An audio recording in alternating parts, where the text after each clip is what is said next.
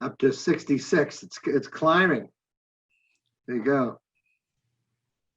All right, it is 6 o'clock, so we will get started. And I know folks will be coming in here on Zoom, and then I know there are many listening at home on Facebook. So welcome everyone, whether you're here on Zoom or you're watching us on Facebook. I'm Dr. Patrick Sullivan, Superintendent of Cohasset. I'm an absolutely proud superintendent of Cohasset Public Schools, and I'm very proud of the collaboration and work that went into the draft of the roadmap, which we sent out to families on July 24th. And I do say draft. You know, we have to start somewhere, get something out. I feel like it was a comprehensive and well thought out draft, but certainly not anything set in stone at this point. The importance of this meeting, of course, is to get input from the families so that we can have a better draft as we move forward into our next steps. I want to just start by saying, obviously, safety, if I haven't said it enough, is the most important thing that I do and that we do as educators, even more important in many ways than educating, because if the kids aren't safe, they can't learn. And so this is very near and dear to all of us. And I know it's obviously a shared passion of everyone. So we're always going to present something that has safety in the forefront. Safety is paramount, and we won't present something that we don't feel is safe. And we know that there's a process to go through to vet what we put out there to make sure it is safe. And I just want to say that we very much encourage that process, because we know that at the end of the day, what the product is from that process will make our kids safer, it'll make our staff safer, and it will present the best learning environment for our students. So before we get going formally, I want to introduce who I have here as panelists. You probably recognize most of them. First, Dr. Leslie Scollins, who is our Assistant Superintendent. We also have Barbara Sawanka. Barbara, many of you may not know yet. Barbara is our new Director of Student Services here in Cohasset, and I'm thrilled to have Barbara with us. She's already done a fabulous job, and it's just too bad that this is how I'm introducing her, but there'll be other chances, I'm sure, and you'll all get to know her as time goes forward. And of course, we have Principal Alexandra Sullivan. Alex has been an amazing principal to work with, and I'm very honored to be here with her community to help present this draft of the roadmap.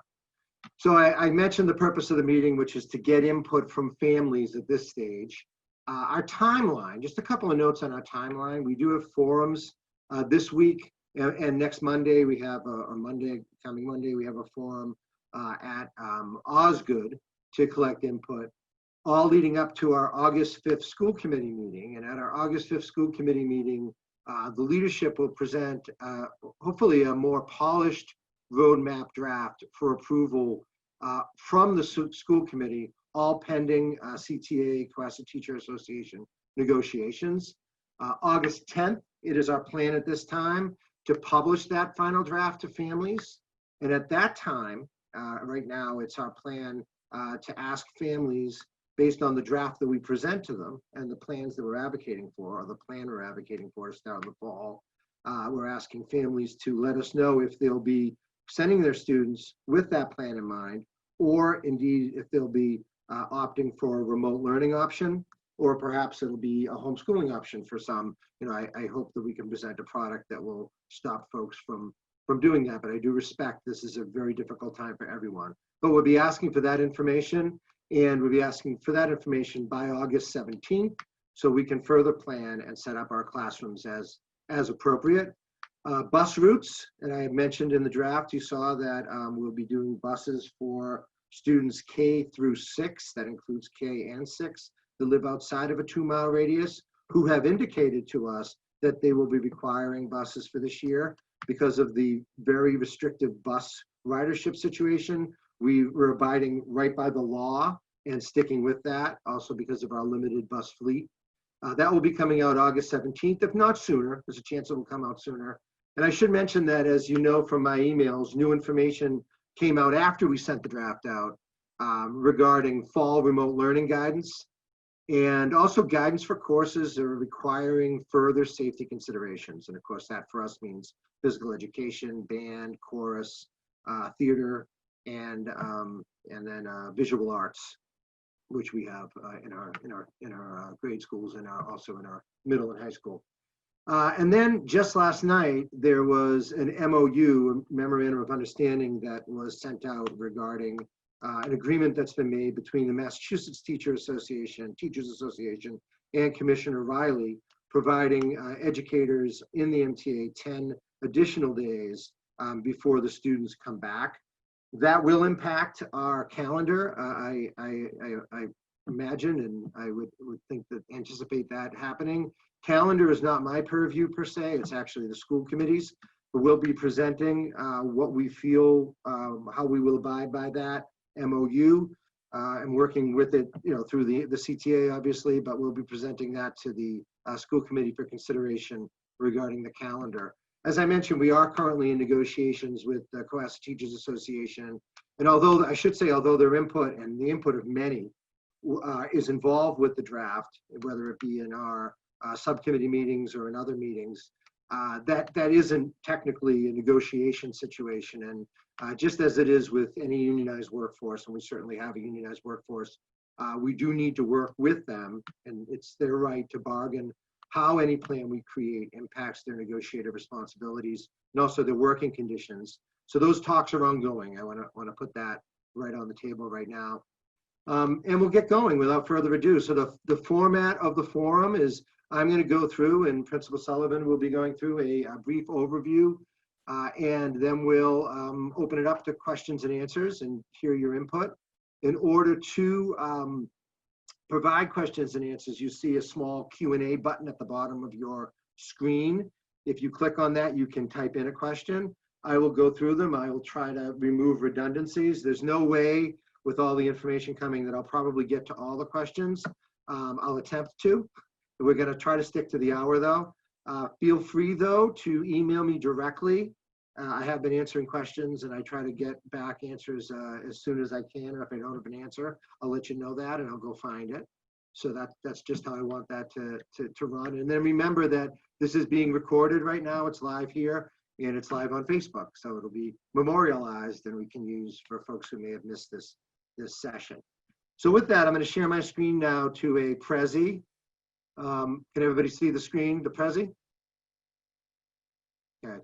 I can't see you for some reason, but Alex, can you just tell me if you can see that? Yes, I can see it, Pat. Awesome. Okay.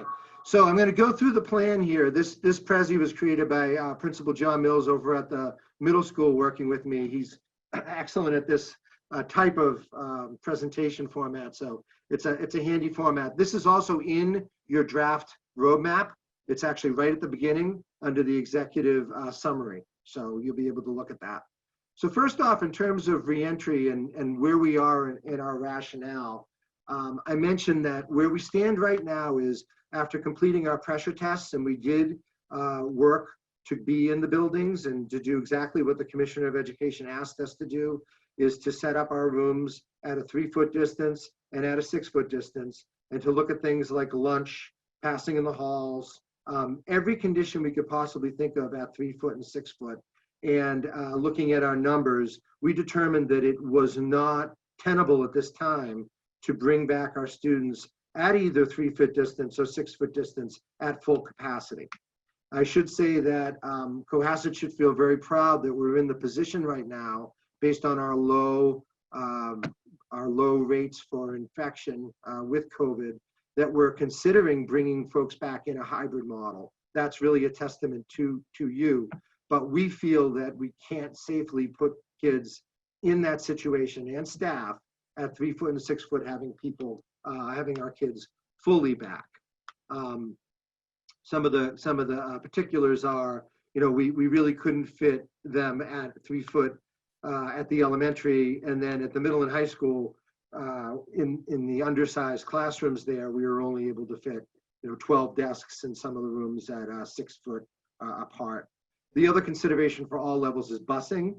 We have right now an 8 bus fleet, and 2 of them, because of our potential plan, our plan was to share buses with Situate for our Boston students. We're no longer able to do that because we're only able to put one per seat on a 73-person bus, which is what we have, comes to about 26 kids. And we would be way over that if we were sharing with Situate. So we do have to consider 2 buses, one bus for our students who are in elementary in our Boston group, and then the middle and high school route. So then we really have 6 buses to fit our students in. So if you think about that, and even if we were to add buses, we would have to almost triple our bus fleet to be able to bring all the students in based on the transportation requirements with just what the law requires, which is K-6 outside of 2 miles. We've chosen 2 hybrid models, and I'll get into the rationale behind both of them. At the elementary model, and obviously, Alex, we're going to talk about this more today, but we're looking at a 2-day in-person learning model and 3 days remote learning. And what really we're looking at is 2 cohorts. The first cohort going Monday and Tuesday in person, and then doing remote learning on Wednesdays, Thursdays, and Fridays, and then we flip it. The second cohort, which would be cohort B, coming in Thursday and Friday in person, and then doing remote Monday, Tuesday, and Wednesday. Wednesday is going to be designated for some deep cleaning in the buildings before cohorts. The reason really we chose that model instead of going to a 1-week in-person, 1-week remote in a hybrid is that we felt that the connectivity and the connection that's necessary with especially with our younger kids with the basic skill development would be really at a disadvantage if we went a whole week without seeing our students in person. So we try to fit a model around that. Whereas at the high school, in the middle school, we're looking at the older and more independent nature of the student and the ability to create a model that really it looks at everything in a remote learning platform and really thinks about times you'll be with students in person and times you can have them go deeper in their learning with a remote learning model. So we decided to split the models based on really the needs of the student. All of our plans include masks and the need to wear masks. Remember, I made this very clear in the draft guide that masks are not a suggestion. They are a requirement, excuse me, for students in grades 2 through 12, and that includes grade 2. They are not a requirement, but they're suggested for students in grades pre-K, pre-K and 1. And of course, our social distancing, we're attempting to fit everything at 6 feet. There may be times that we go to our 3-foot distance, but at least the 3-foot distance will be adhered to in everything we do. And again, ideally and mostly 6 feet. And all cleaning protocols will be sanctioned by the Center for Disease Control and followed. And we'll have very distinct protocols that follow the guidelines that I put in the guide. Obviously, we are going to have to find out who will be coming to school and who won't be, and we're going to be asking families to let us know that once we give you what our plan will be for sure, or at least most assuredly, coming up in the next coming weeks. And next, I want to talk about our learning plan. So I'm going to ask Principal Sullivan if you join me in just talking through a little bit of our planning at Osgood and Deer Hill. There will be slight differences, but we made a very conscious attempt to try to unify our approaches at both the elementaries, and then to at least have our middle and high school plans jive as well. So I'll turn it over to Principal Sullivan. Thanks, Pat. This first slide, hold on, I need to do some reducing and some maneuvering of screens. This first slide echoes what Dr. Sullivan already shared about just the overall format of our model, and just gives you a more clear visual of that idea that Group A will be in school on Monday and Tuesday, Group B will be in school on Thursday, Friday, and all groups will be remote learning on Wednesday. And I'll get into, as we progress through the slides, I'll be able to share a little more detail with you, as you've also seen in the plan, about what that will look like. All in-person students, as you see, it will be a typical school day with the emphasis on our core content areas as well as specialists. Social emotional learning is listed here as well. It won't be a separate class, as it never has been. It will actually, but we really wanted to underscore that we recognize the real high need for a strong social emotional program in everything we do, in particular this year. And so that will be integrated throughout the day as we work especially to build relationships with our students, in-person relationships that will transfer to their remote learning time.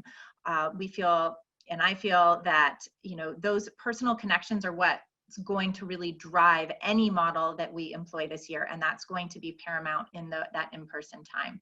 Getting to know our students so that we can best meet their needs in any setting. We also will be speaking, you know, be addressing SPED needs and hopefully Tier 2 interventions throughout both components of the hybrid model. So in that hybrid model, the remote students will have a structure to their day. So it will feel different than our spring crisis learning. They will have a morning meeting to start their day. Now, you know, one thing we have to consider is the fact that our classroom teachers, when our remote students are home in the hybrid model, except for Wednesdays, which we'll speak to, the classroom teachers are in the classroom with the opposite cohort. And so to address that and to make sure we have that personal connection throughout the day, we will have morning meetings, but they'll be hosted by our specialists so that they have another contact point with these students as well. And as you know, many of our specialists are all but celebrities to our students. So they will be trained in morning meeting procedures and will really set that tone. And it's that idea that and it's something that we've had at Deer Hill, you know, since, you know, that's important to us at Deer Hill, is this idea that they're all our students. We call them our teddies, and we talk about how, you know, we have that connection, and it's not just my class, your class. And so this is something that, you know, we can build upon that idea. That's not new to us. And so that will continue with these grade level morning meetings. Students will then have a structured schedule to their day. It won't be the broader weekly choice menu or assignment menu that they had. They will have an idea of exactly what they should be working on at a given time. Again, though, I do know that for some families that flexibility was really important. And so it's that constant adjustment between those two sometimes opposing needs. But we do feel that providing a beginning and an end to our day, providing a regular school schedule is going to be important as we boost our rigor and our expectations in remote learning. We will have a combination of independent practice. Classroom teachers will be able to provide some recorded mini lessons. Students will be working through some of the programs that are familiar with them. What we mean by adaptive programs means that these logins respond to how students are performing and adjust. And they also provide very important data to teachers that also help inform their live practice. And then they'll have offline independent work. It may be a packet. It may also be at this older level, some more project-based learning, things like that. Again, trying to strike that balance between families that are able to participate and engage in the remote learning process and students that need to be able to be more independent due to their family dynamic and how that's working.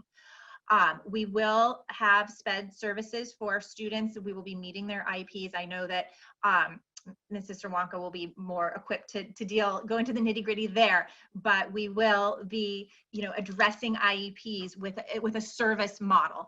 And again, Tier 2 interventions will take place. You know, we do need to work out the details, and once we kind of identify our caseloads and things, we'll see how much of that will be in person, how much of that will be during the remote. You might find that your students getting a little bit of both if they do participate in Tier 2 interventions or SPED as well. So Wednesdays are our day where all students will be remote. This, as Dr. Sullivan mentioned, is an opportunity, you know, from a practical standpoint to deep clean our building, but it is not a day off for staff or for students. And so we do have specific responsibilities. Again, it will be a structured day with a beginning morning meeting and a closing meeting in this case. And this time on Wednesdays, it will be guided by the classroom teacher. So it's an opportunity for the classroom teacher to connect with students in a remote environment and to provide office hours for more specifically geared towards remote assignments, and then to kind of, again, build that different kind of classroom community in some ways, in case we need to ultimately go fully remote. So it's just building that environment and connecting and serving as a bridge. So Wednesday's a really nice bridge day between the two parts of the hybrid. These are sample schedules, and I definitely stress sample. They are modeled on a 4th grade student and what their day might look like. So actually, as things currently stand, the recess and lunch times are accurate. And the special is an actual special block. As you'll see, they are not exact replicas. I did notice in the question, someone had asked if students will be logging in and learning alongside their classmates. That's really not feasible in an elementary model. If you think about, if you spent any time in a classroom with your student, you recognize that it's not a lecture format. And even with our social distancing and things like that, it's really just not feasible to do that. Therefore, yeah. Just add that we are conscious of the need to try to bolster some of our synchronous work in our remote learning environment. Yes. And we're thinking of ideas around that. So don't I don't want people to think we're not. No, and yeah. Absolutely. And I think that's where our specialists come in. So students will have they will have one specialist lesson a day that will be synchronous. They might have 2. Deer Hill, we have health, so that will also factor in. Also, the roles of our reading and math specialists haven't been completely defined in this draft, and so that might provide some opportunities as well. If from the spring model, we did have some groups and things like that. And so yes, while we were working on that synchronous model for remote learning, it won't be coming as a live mirrored participation in the actual classroom. And so, but as you see, the day mirrors in terms of the content. So just here's some bullet points that kind of, just address some of the little details of this model. It is a traditional schedule. Obviously, we've added the mask breaks. Our Deer Hill students are familiar with, and our 3rd graders will soon become familiar with our gas stations, which are areas around the building where students are used to going and taking a break. And so we will be modifying those to incorporate a mask break, and then there will also be scheduled times for whole classes to participate in mask breaks as well. As we just discussed, there's structured daily schedules, and we will be assessing students. I know, again, we were in a crisis mode in the spring, and this year we will have a plan for how we can integrate the remote learning and into our standards-based assessment and progress report system. And so that will be a part of our professional development and a part of our planning. We will, I'm so grateful that we've launched our Deer Hill Garden, and our courtyard is much more inviting than it has been in the past. So we will absolutely be utilizing our outdoor spaces. I definitely have spied that our tables are over in the common right now, but maybe we'll get those back, or we'll get another set of our own. But we will definitely be utilizing outdoor spaces to the best of our ability as well. And the other points that are addressing here is that trying to work the specials so that with the AB model, students will have access to all of their specials over the course of the year. Some will be remote, some will be live, and then there'll be kind of a switch point so they get the variety of experience there. And then our SPED kiddos will have an opportunity to, again, make sure their services are met, and that might well be in an additional in-person time. These are, again, additional details and things that we're just thinking about. I have lists like this all over every writing surface that I can find, as I'm constantly thinking of little things, and we're all brainstorming things that we need to be thinking about. An example of that is that idea that, that stream of students in the morning that comes in the front of our building, and that stream where we've got the music going. Well, we might have the music, but we're going to have to look at different entrance and exit points for our students to help space them out. And so that's definitely as part of that planning. Keep the music, but make it more physically distant. So again, that stress on recognizing safety protocols while also making sure that Deer Hill still feels like Deer Hill, that it feels like a school, that it has the joy, that there's welcoming faces. I'm practicing really hard how to smile with my eyes, or I just tell kids, I just want you to know I'm smiling at you right now. I had a little visitor the other day, and so I just kind of name it. Definitely making sure that teachers have the appropriate time to prepare so that they can, be at their very best as well. A lot of this I've addressed already. I'm just giving it a quick scan. Just again, I wish, I know I don't wish upon you the jigsaw puzzle of trying to look at what might a schedule look like right now. And so just know, as I shared, that there will be some remote components to specials and some live components to specials as well. So in the event that we need to transition to a fully remote plan, we really will maintain this hybrid A/B model that we are putting into play at the beginning of the year.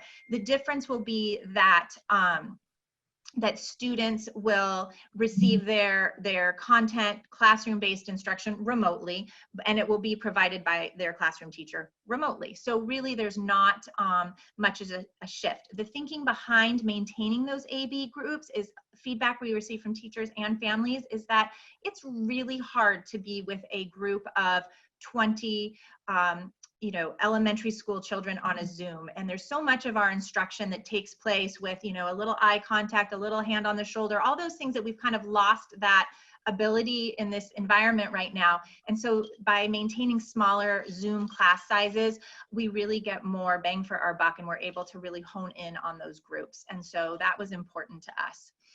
And then again, we'll continue with that morning meeting, continue with that closing meeting. Teacher office hours will increase, and during that, if we shift to remote as well. All right, so to go back a little, thank you, Alex. And Alex mentioned that, the difference between the remote learning and what we went through in the spring is Peter DeWitt, who's a pretty well-renowned educational leader, talks about what we really went through was pandemic learning. And I've mentioned that before, in that everything was kind of hitting us at once, and we were really trying to figure out ways to help families who were going through very different situations without the ability to prepare. And, and obviously staff and leaders had families and were working that through as well. All of that's still in play, but we have a little bit more time to prepare what we hope is a true remote learning model. Just quickly, safety protocols. I'm not going to get into all these because that's all we do right now, but they're all in the plan, and they're being further explored as we go through, tying into the information we have from the state, from CDC, from WHO, from the sources that are helping drive the articulation of these protocols. But all of them are in here, and they're all in the Prezi. As you go back, and I'll certainly answer questions if there are specific questions regarding those. The first 6 weeks, as I mentioned, our calendar may shift slightly. We're going to work that through, but our goals will not. Our goals of the first 6 weeks is we really have to reestablish safety and security. And I say reestablish not only because we're in a new environment, but because students have been out for a good long period of time. Staff haven't been in the buildings for a good long period of time. In many cases, you walk through and it's like a time capsule. Like calendars were frozen on for that Friday the 13th in March. So I mean, it is a time when we do have to have everybody back, get a sense of security, and then of course go through the new learning protocols that we have to put into place. It's a time for students to reconnect with each other. Former teachers, get some closure from those former teachers. Have those new relationships built with their brand new teachers. Our staff has to get back to each other, to collaborating with each other. They do that so well, and we need to afford them time to do that. Understand the expectations in both remote learning and in-person learning. And we really have to talk about that. Get families involved with that, not just the students, and of course our staff. Engage in discussions regarding social awareness. There's a lot that has been happening. It's been ongoing, but has really been punctuated by crisis in racial unrest we've had. We've had this ongoing pandemic and what that's meant for us. And we really need to get into a situation where we're able to talk these things through as a school community. And then, of course, focus on the social emotional learning competencies of self-awareness and self-reflection that's so important right now. So staff professional development, I won't get into this tremendously right now, but clearly the three major areas that we have to work with staff on to help them help the students and to be better at what they do, and that includes us as leaders, is remote learning, cultural competency, anti-racism. We're diving into that quite a bit. That'll be a big part of our strategic plan development as we move into the last year of our strategic plan. And then, as I mentioned, the social emotional needs and support needs of our students. And then finally, just to end this, and before we open it up to questions, Alex mentioned something that's really important, and it's actually something that came from her. And we've adopted this as a leadership team, the idea of keeping the joy. You know, Cohasset schools are warm, community-based places. I'm so proud when I walk through the classrooms of Deer Hill and I see that attention to social emotional learning. I see the parent involvement. You know, the PSO is amazing, CEF is amazing. We need to cultivate that joy that has made our schools so important and keep it. And don't make them scary places, make them warm places and provide the comfort to allow that to happen. And then really focus in with our staff and with our students and our families on the CASEL plan for reentry. For those of you who don't know, CASEL stands for the Collaborative of Academic and Social Emotional Learning. And you can see their reentry main points here. All of those will be following and putting forth in our plan. Long range SEL planning, you know, social emotional learning planning, making sure that we're attending to that. Family resources, continually providing families with resources, connecting with them, engaging them, and keeping them going through the process. We really want to make sure that the families are comfortable with the environments we're setting up. And we're going to try to figure out safe ways to do that before we start school, whether it's through videos or however we can do it. And then, of course, the same with staff, to give them the resources they need. So that's kind of it in a nutshell. So I'm going to stop share for a second here, if I can do that. Now, here's where I'm having trouble here.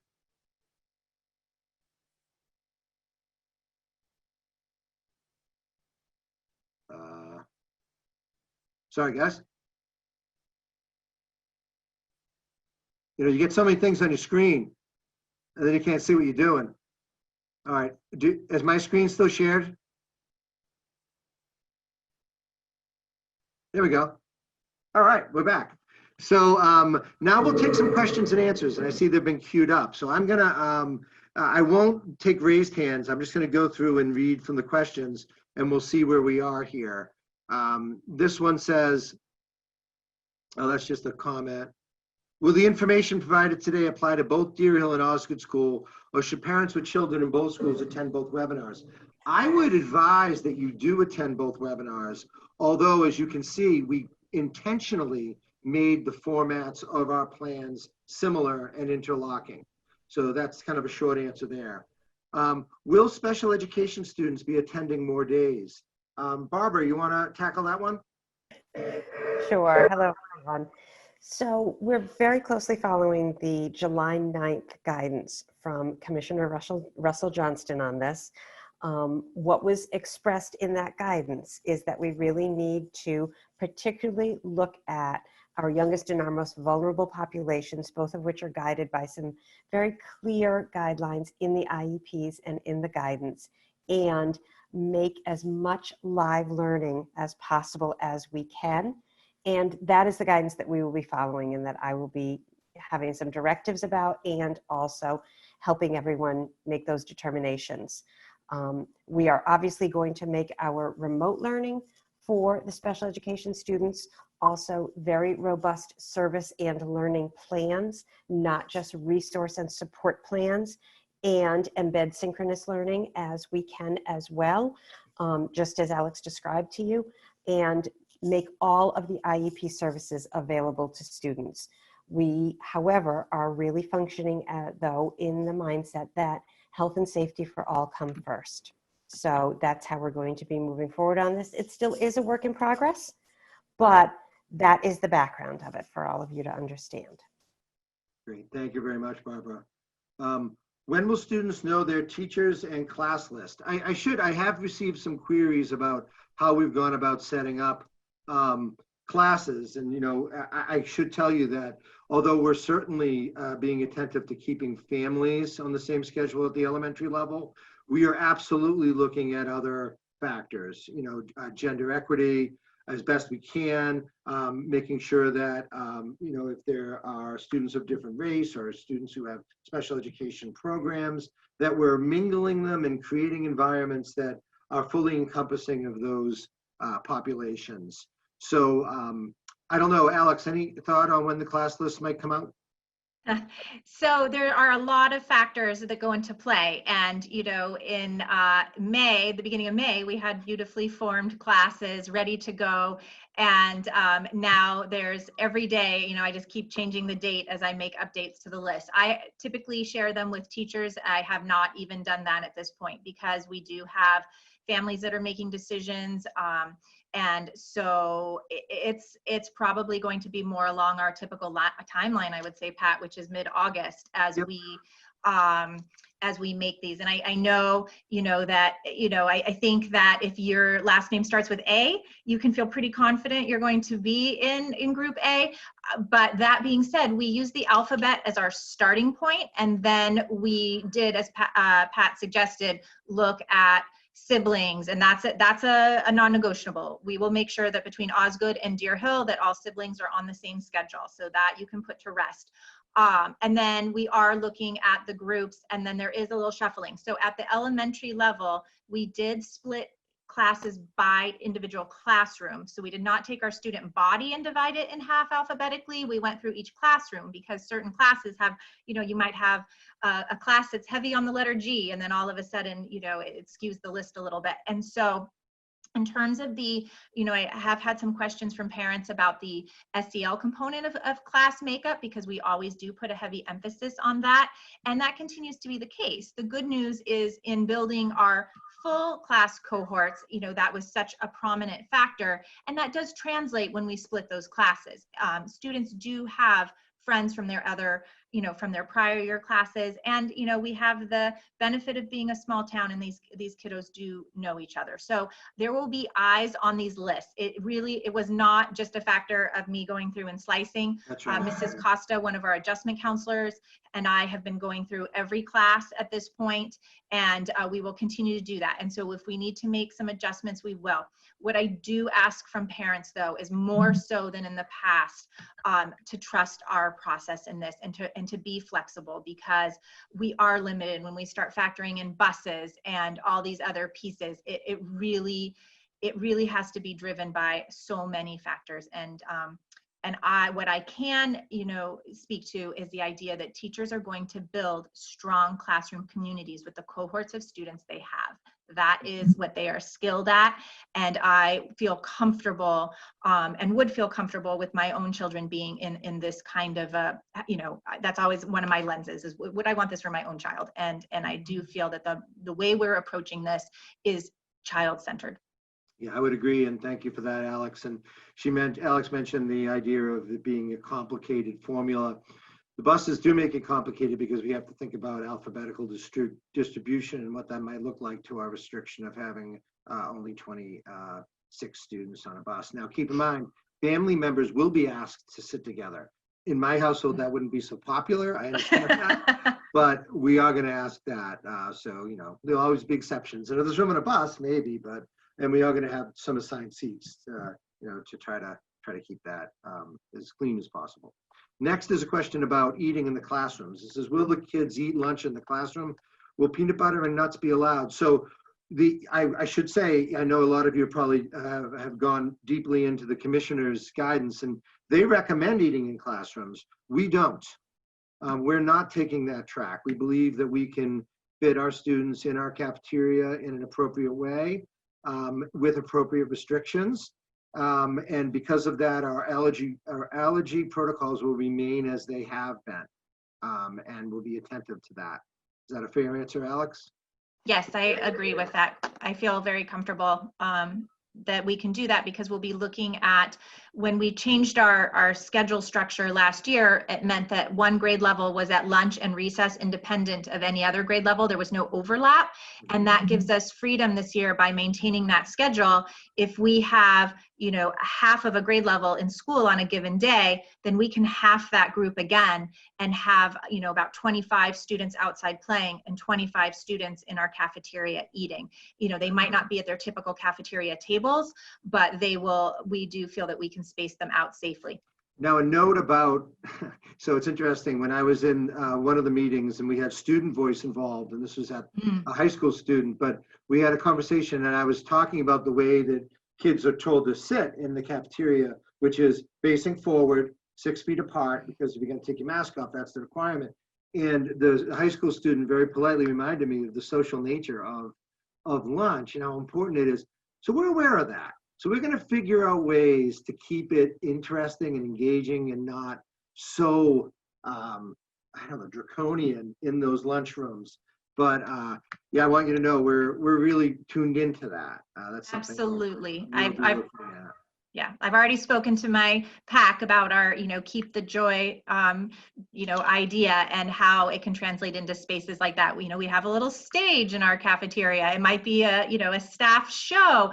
The CEF, we received a grant from the CEF and the PSO, and actually I'm meeting with the vendor tomorrow. We will be installing a full AV system in our cafeteria. Not that we're just turning on TV and rolling with it during lunchtime, but there is that idea that, you know, there might be that time or once a week or something where we can, you know, put on a Magic School Bus or, you know, something that has some kind of educational connection or things like that. So we've got some opportunities. Alex already has her Keep the Joy rocks made here, so we're gonna keep the joy. So moving on with the questions here. Yeah, can I interrupt you for one moment? Oh, of course. I apologize for doing this, but I just want to let you know that we are capped out at 100 participants on this webinar. So there's about 70 families that are on Facebook. So I know that you talked about in the beginning that they could email questions. On Facebook, you're not going to be able to actually ask questions. I know that, you know, that people probably have questions they want to ask. Yeah, believe me, we can figure out a way to have more of this back and forth too. I know it's very important to me that people feel comfortable and safe when we do put something in place. So this isn't the last of these. Maybe we won't have as much at the beginning, but we certainly want to answer questions. So thank you for telling me that. And I'm glad people are tuning in. Will families be on the same schedule? For example, twins in same grade or a second grader in Osgood and fifth, okay, a fifth, I won't give the name, but a fifth student at Deer Hill. Alex? Yes, all families, siblings will be on the same schedule. There you go. Will kids be disciplined if they struggle wearing the mask? Well, you know, so here's the thing about that. We're going to work with families and work with kids. There are mitigating scenarios where students might be able to wear a face shield. I know people have asked about that. The Department of Health has said a face mask, not a face covering mask, covers the nose and the mouth, not a face shield, but there may be certain situations where that is appropriate. And we're going to work with families and we're going to work with the kids. So we do want to make it clear, though, that for the safety of all, it's not an option. So we do have to figure something out with all of our students at all levels if they're unable to wear masks. Is it assumed that group A in the first half of the alphabet, so they would be in school Monday and Tuesday? Probably, most likely. Will there be a single sign-on portal for all classroom resources? Leslie, want to take that? Look, I was so excited about that. Yes, that is something that came up, and we are working with our IT department to come up with a single sign-on, mostly for K through 8. High schoolers really don't need that component. Some students might, but in the majority they won't. So yes, we will have a single sign-on. Most likely it will be Clever. That seems to be the one that everyone is using. It's called Clever. It's not. It might be Clever too, but it's called Clever. Right, yeah. So that, yes, that will be making life much easier, and that will be inside Google Classroom, which is the format that we are going to use K through 12. I think that that probably is a question that parents have, that was seen 3rd through 12, but not as much down in K through 2. So that will be what we're using in conjunction with single sign-on. Leslie, the next question says that it's, will all schools have uniform access to Google Classroom or some similar remote learning tool? And it references that in the spring, it wasn't necessarily as solid as we wanted it to be. Right, and we've actually have professional development planned for our staff so that they can become more comfortable in Google Classroom, along with some other remote learning. So the answer to that is yes. Yeah, and Deer Hill does, all schools, I mean, all classrooms at Deer Hill did use Google Classroom. I think I recognize this family, and I think that they, at Osgood, they have not typically used Google Classroom. And so I think that's where that question comes. But at Deer Hill, we consistently used Google Classroom in the spring and will continue to do so. Next question is, do you expect that project-based learning will be done primarily at school? Leslie, want to talk about that? I think that I would expect it to actually be in both places. Certainly, there's going to be aspects of the project-based learning activities that could be and should be done at home around their research, their writing. It could be things that they're doing outside that they need to pull together because they will be coming back in the classroom. So there will be components in both at home and in school. Thank you. Next, can you show a new classroom setup so we are aware of what a classroom will look like for our children? Or better yet, allow parents to visit a new classroom, as this will determine whether or not we want them in the new environment. Excellent point. Yes, we want to figure that out. I will say, if you go into the draft plan, at the end of the plan, there's a section called planning. And if you look and you click on a Google Doc, which will bring you to a presentation, it says, I know there's a lot of links in there, but if you click on the link that says the notes from the subcommittee meetings and the planning sessions, right near the end, you can actually see a couple of pictures of classrooms during our pressure tests. And really, it's a pretty strict format for how we can set up classes. Like, you can't set up tables where kids are facing each other. You can't. They got to be facing one direction. So that will give you a sense for it. But we will do more with that, I promise you. Are you leveling up the prior year as a cohort? I think that would mean, are we moving up like in Osgood, for instance? Alex, you want to take that? So the rising third graders, so students that were in 2nd grade last spring, were bequeathed to us as cohorts. And so yes, the incoming 3rd graders are in their class cohorts, unless in a few very small cases where specific arrangements were made.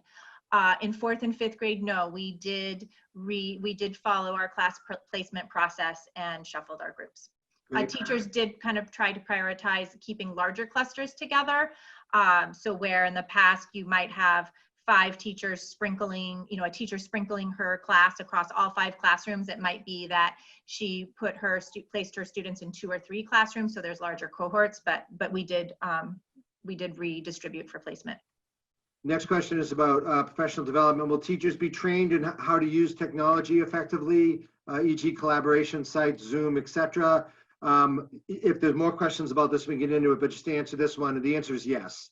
We are committed to that. You probably saw that in my slides, and we'll be working with that, not just before the year starts with some offerings, but obviously as the year continues. So yep, that's a major thing. And we realize that we may have to pivot and move to a more remote model based on outside factors, and we're going to be ready to do that. Can we work with teacher to prioritize learning areas? For example, if we do outside music classes, I'd like to skip music and double down on English or math. Alex, you want to shoot on that one? Unfortunately, that wouldn't be possible for our in-person model.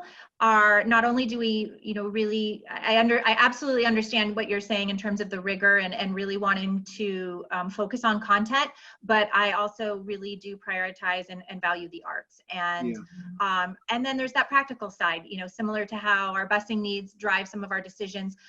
When students are at specials, that's a contractual prep for teachers. And so I'm not in a position to ask a teacher to keep students behind for additional math work instead of going to a class. So I would have to say that students in person will be following the schedule.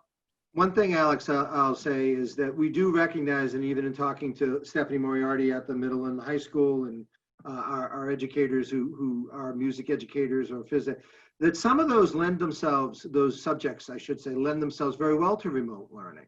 And there's an aspect of that that might lend it better than some of the core subjects.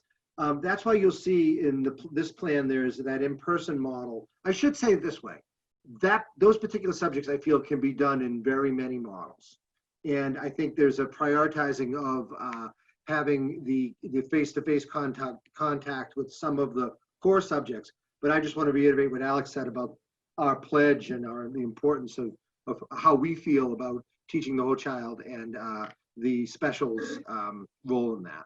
And one other thing I want to add is teacher specialists began work this spring and will continue the work of familiarizing themselves to a greater degree with the content standards and looking to see where they can create overlaps. You know, a really example is how a science unit on sound can play out in a music classroom, or how a geometry lesson on tessellations can play out in an art classroom. PE, there's a lot of data and things that can be collected. So that is something that the specialists have been charged with and definitely have. It's also been a goal that has predated this situation, but it's something that lends itself well. Any thoughts on building outdoor structures so more kids can be accommodated for in-person learning outside for as long as weather permits? Well, the end of that question is really telling, because, you know, we do know there's a finite time for some of those outdoor structures. Yeah, we are looking at being outdoors as much as is feasible in certain subjects. For instance, phys ed, it lends itself to that. Other subjects, not so much, but we're going to try as much as we can to set up environments that will be appropriate for all learners outside, knowing that there's sort of a timeline on that. So the answer is yes, but we're also being realistic about it. Could we please hear more about curriculum? There seems to be a large emphasis on specials thus far. I think it's just kind of the time frame here, you know, to get too deeply into curriculum. If someone wants to ask a specific question about curriculum and what that mean, what they want to know about that, I'd be glad to hit that. When will we find out about the AB groups? I think, Alex, you answered that one.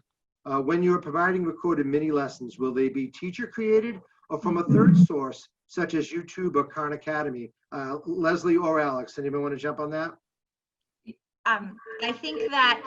I think that as teachers became more comfortable with remote learning in the spring, they gravitated more and more towards tools like Loom, which featured them. And I think that is the direction we see ourselves heading. We really do want to take ownership of our curriculum as we typically do in an in-person setting. So I'm not going to say there will never be a third source, because I think those are valuable teaching tools in an in-person setting at times. But I do understand that idea of, you know, really, again, connecting with a familiar face. And our teachers really enjoyed building that in their wheelhouse, and I expect that to continue. Next is, I found Principal Sullivan's comments contrasting spring versus fall remote very helpful. Can we hear more on specifics?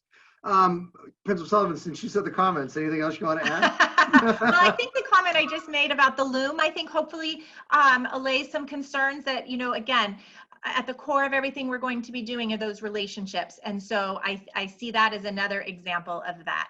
I think that our teachers are having, you know, nobody's really taking the summer off, and they are really thinking about how they can perfect that experience. You know, everyone was in a juggle in the spring, and I'm not going to say the juggle's going away, but we're a little more prepared. I like to say that the spring we experienced an earthquake, and now we're a hurricane's approaching, and so we can be a little more prepared.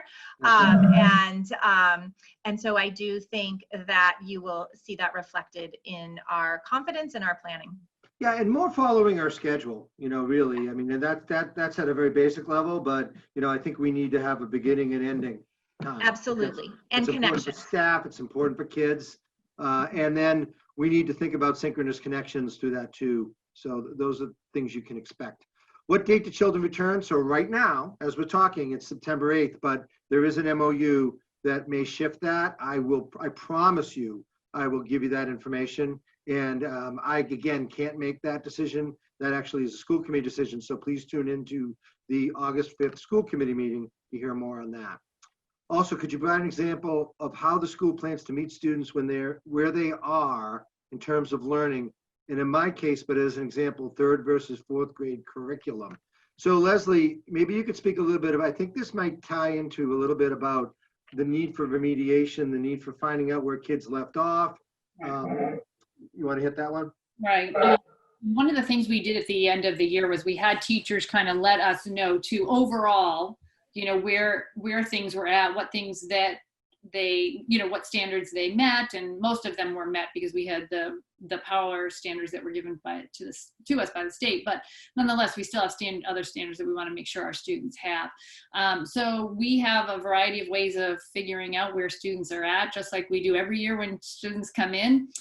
So we'll be assessing students in their reading and their mathematics and their writing, also their social emotional well-being, and looking at all of those pieces to make sure that we have a big picture of our students. So we're not going to rush into assessing kids right away. I think, those first 6 weeks, when Dr. Sullivan talked about that, the SEL part, that social emotional learning, it doesn't mean that 6 weeks are non-academics, but what it does mean is that we're going to take our time, we're going to build back our relationships, we're going to figure out where our students are at from their academics and their social emotional, and we're going to make sure that we adapt to where they are, because we always, whether we're in pandemic or whether we're remote or whether we're in person, we're always meeting our students where they are, because that's what we need to do to make sure that we can move them in the right direction. So, so know that the first 6 weeks are very common. You probably didn't even know that for 6 weeks, students were learning all the protocols, being assessed, building relationships, understanding how their world is going to work when they're at school, so that when you hit 8, 10, 12, 17 weeks, you don't have to worry about the processes. They already know it, you know who they are, and you can move pretty rapidly in their academics because they feel safe and they understand what's in play. So I hope that explains. Right. Keep moving here. That was great. Can you discuss the option for students who choose to go fully remote? So that's an area that we're going to be articulating more about. I will say that, you can expect that we're going to offer a robust remote model for students who cannot and who choose not to come to school in a hybrid. It will depend how we're facilitating it. It will depend somewhat on how we can staff it and how many students are opting for that. We want to create a model that is from us and from our teachers, if possible. There are other models out there that would advocate for an outside program helping with remote learning. We're not exactly sure yet, but that will be something you can see coming forward. And that is a good question. When we find out children are A and B, we hit that. Is there a possibility the teaching staff will decide collectively not to come back in person school setting? I couldn't comment on that right now. We're really still in negotiations. Do we know how many teachers and students opted not to return? We don't. And we're going to put the draft out to the next draft, and it's going to be a strong draft. And then we're going to find out where we are. But right now we want to try to bring students back in this hybrid model because we feel we can do it safely. And so we're trying to impress upon people that we're going to do it safely. Can you provide an overview of the notification response process if a student, teacher, staff is confirmed with COVID? That is in the document. And I'd rather, just because we're running out of time, I'm not going to get into that thoroughly right now. Please, if you look, there's actually a heading in there. If you click on it, it'll bring you right through all the steps that we're required to take by the CDC and by the state. And we'll have more information on what that will look like from an actual like person-to-person level here. But we're going to follow all of those guidelines.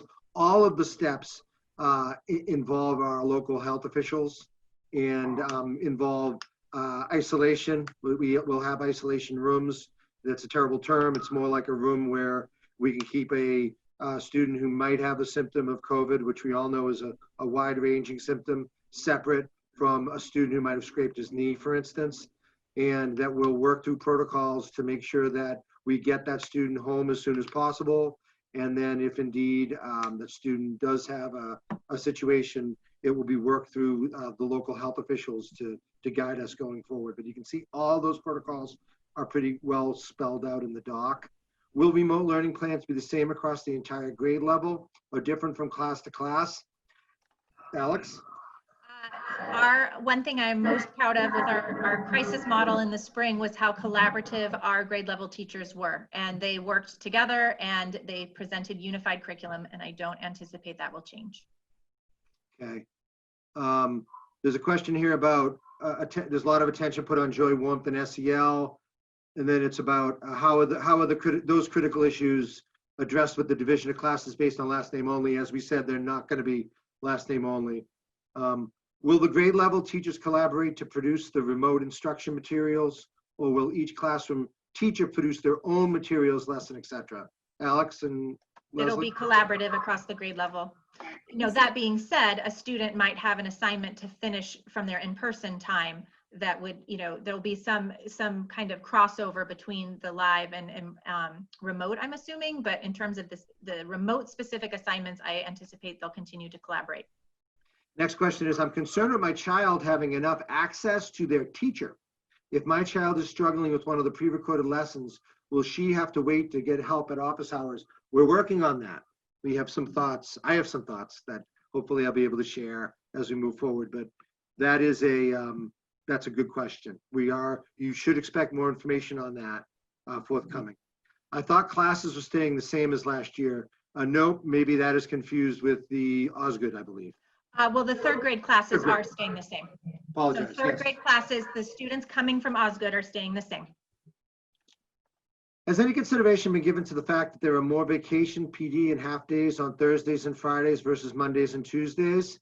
We're going to look at that, and we do reserve the right to week to week if we have to project that out. But first glance, it was kind of a little bit balanced as I looked at it. But we'll look at that a little more closely. That's a really good consideration and something that only perhaps I have looked at very cursory. We do need to dive into that. Are the third graders staying with half of their second grade classmates? I think we answered that. If a child is not on an IEP or is being followed, in quotes, with classroom interventions in small groups, how will this be handled, and will the cohorts be inclusive of students with the different learning styles? Barbara? Yes, we're absolutely going to try to provide as much as we can in terms of those supports for all students. We are here for all students, and I know we talked a lot about the students and the services on the IEPs, but we are also paying attention to our Tier 2 supports and trying to get as much of that support to kids as we possibly can. The curriculum for teaching our children about anti-racism needs to be shared with the parents. This is a very sensitive topic. How will you ensure it will be taught without bias and in line with family values, which could differ significantly? We're going to encourage open discourse, and that's what's really important to us. And you know, we are going to be working with our teachers to make sure our curriculum is inclusive and that we're able to recognize cultural bias when we come across it. That's our first steps. And just everything's going to be guided with kindness and empathy and human rights values to every individual. So we'll do that in a way that will offer discourse and encourage opinion rather than dissuade that, because you don't get anywhere if you do that. Will the students be, and we will be very communicative about what we're doing. Will the students be learning new material information on the remote learning days, or only on the 2 days they are physically in the classroom? Good question. Will the remote learning days be more for review rather than new instruction? Alex? I think that there will be a blend of both. I think that teachers will target their instruction in person and then provide opportunities for more of the independent practice and the circling back and the deeper learning at home. So while I can't say that a math lesson will go lesson 1, lesson 2, lesson 3, lesson 4, it will still progress through the standards and their expectations for learning. Okay, I'm going to move, we're a little bit over. I'm going to go just about 5 more minutes because I think we might get to the end of the questions. So thank you, leaders. I'm sure they love that, but thank you for sticking in here. Will time be available for in-school, I'm sorry, I'll read it again. Will time available for in-school instruction be the same as it was in previous years, given the changes this year? Mask breaks, safety protocols, social distancing for arrival, dismissal, etc. We're going to make sure we hit time on learning, but we are not going to force anything at the cost of ensuring that our students are feeling safe and comfortable in our environment. So we're going to be flexible as we need to be and provide them the best, because kids can't learn if they don't feel safe. Kids can't learn if they don't feel secure. We're very aware of the mask and what it's like to wear a mask. We've done that in meetings, and if you haven't experienced it, try it yourself. And so we're going to be very mindful of that, and also our staff. So we'll do our best with that, and I believe we will hit, and it's our goal to hit all of our time on learning guidelines. And the smaller class sizes will impact that. Will preschool children at Osgood be at the same school on the same days as their siblings as well? Or is the preschool not guaranteed to be with their elder siblings? Well, we're actually looking at our 2 cohorts right now in our preschool as the morning and the afternoon cohort. So that could potentially run a little bit of an interface in that, because we do have to remember certain people chose, this is an Osgood question really, but certain people chose those cohorts based on their schedules. And that is, so that's something that right now we're at the cohort will be, the A cohort will be the morning, and the B cohort, it's hard to say, will be the afternoon, and that will be the days on the week. Will Chromebooks be supplied to all students in 2021? We're anybody who needs them, we're trying to supply them, and that's really the short answer there. And if anyone has questions on that, you can email Dr. Scollins, and she will help you. Will there be a Google Classroom training for parents? Quite possibly. That's one of the things we're looking at. Leslie, you have anything on that? Yes, it's a big thing. So we will offer some training for parents, because we do know that it can be tricky to navigate it. Plus, we'll also have a resource page similar to what we did in the spring. So there will be a resource pages for families, and it will have tutorials on there also. So, and we're looking for ways to be able to provide IT support to parents during the day. So those are all things that we're looking at. This is a really good question, and I'm not sure I've researched the answer to it as much. Will your policy for when to keep a child home from school be revised, more specific, more strict this fall? Will a child be able to work off the remote plan if he or she is homesick for a period of time? So we'll have the ability to be flexible to a degree with that.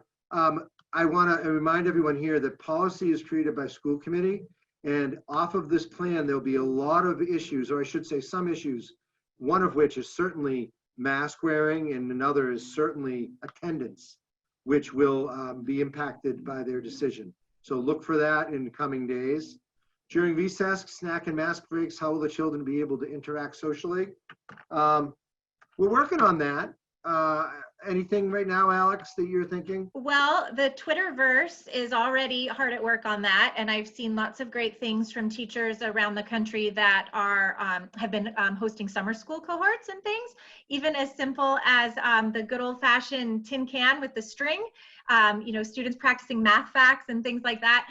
I have great faith in our Deer Hill staff of building those relationships in the most creative ways that I can't even, I have to give the credit to them. Geez, I do too. I really do. I feel really good about that happening. Will masks be provided if, say, a child spills food or drink? Yes. If the mask breaks, absolutely. Yeah, I'm right with you with my 4 under 11 breaking masks and everything. We have a lot of masks. Our town did a great job supplying, and we'll have them available for students at all times. And I should mention, we've talked about disinfectant. We've ordered quite a few of these, which are about 2 fluid ounces of disinfectant, and we're recommending and asking students to bring these. I know there might be some unintended consequences with spills and all, but to have these in their pockets so that they can use them at various times when we ask students to sanitize hands. Of course, we're going to have other methods of doing that, My kids have already jazzed this up with some sort of necklace and container, and there's a whole sort of niche of like fashion wear around these things. So, moving on, and I am going to stop and let's see what time it is. It's 7:08. I'm going to stop at 7:10. While remote learning, will a student have an opportunity to Zoom with a teacher to ask questions if they don't understand an assignment? Yes, and we're working on that to provide more opportunity for that. Will there be any time spent to assess learning gaps and deficits from the spring? We will, absolutely. That's all part of the 6-week plan. Will group A and B students share the same desks? If yes, how will they be cleaned? Desks are going to be assigned, and we're going to be really particular about where people sit in all places. And they will be cleaned both in 2 ways, touch point and in a deep way. And I do get into an explanation of that in the plan. Yes, they will be cleaned thoroughly. The remote learning model reflects too many lessons in one day, only one being live maybe, and that is a specialist. Does this mean that there is no live interface or instruction between remote student and their teacher? So again, I hear that, and I can see a trend here, and we've been thinking about solutions for that. But they will have morning meeting. They will have a live touch point at morning meeting. They will have their live specialist, and then, as you said, we're working on other solutions. I just want to make it clear that one of the reasons we're doing this now is because we have some grant opportunities for us. We put in for a large technology grant. We have a CARES grant that afforded us about 50-something thousand, which is mostly going to be designated for cleaning abilities and also for remote learning training and that. But then we have a very large grant for us, which is called I believe it's the School Reentry Grant. And that affords us $225 per student. So it comes out to about $328,000. So that is where these informational moments are important to us, because we really want to make sure we get the best bang for our buck in that, and that we're providing what's important for students. Couple of questions. Thank you for the thank you. It says thank you for your work. One, will students have workbooks that align with their ELA math curriculum, or to use both in school and remote learning to keep continuity in learning resources? And there was a plan to start a new math program. Are we still planning on this? Are parents able to choose full remote learning and then change their minds and join a hybrid? Well, we're going to have to be flexible and nimble on that one. We're going to ask that families commit as much as possible. And I understand that can't be an absolute, but we're going to be nimble with that. But we are going to have to set our plans around something. So we are going to ask that as much as possible. The other two, and I'm going to take one more question after this and then stop.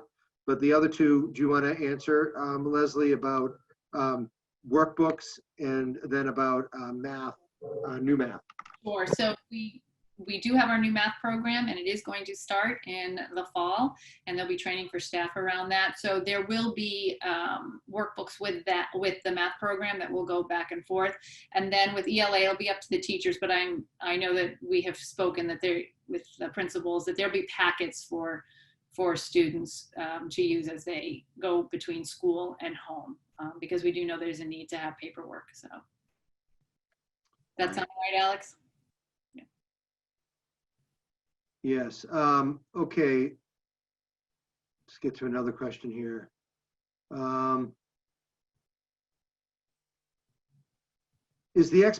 end with this one because there are a significant amount of questions, and we have to stop at some point, but we're not going to stop answering them. Just get them to me. Is the expectation that remote learning curriculum is independent learning or requires parental caregiver oversight? Okay, so here's what I just want to say as a parent of 4 students under 11, and I know that and I have, my wife and I work, as you can imagine, I'm not home a lot because of the work I'm trying to do here.